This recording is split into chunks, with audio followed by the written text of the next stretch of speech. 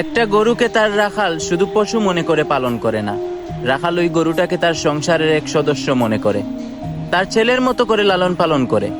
যখন ভোরবেলা ঘুম থেকে উঠে গোয়ালে গিয়ে গরুর মুখটা দেখে, রাখালের মনটা শান্ত হয়ে যায়।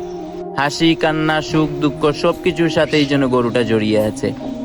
কুরবানির সময় যখন গরুটার বিদায়ের সময় আসে, রাখালের বুকটা যেন ফেটে যায়। রাখাল হয়তো তখন এটাই ভাবে, কি করে এত সহজে বিদায় দেই এই বুবা প্রাণীটা তো আমার এমন একটা ভালোবাসা, যে কিনা নিঃশব্দে এত ভালোবাসা দিয়েছে আমাকে। তাই আমরা যারা কুরবানি দেই, আমরা যেন পশুটাকে শুধু একটা গরু নয়, বরং নিজের ছেলে মনে করে কুরবানি দেই। কারণ মনে রাখবেন, এই পশুটাকেও কোনো একটা মানুষ নিজের ছেলের মতো করে এতদিন পালন করেছিল।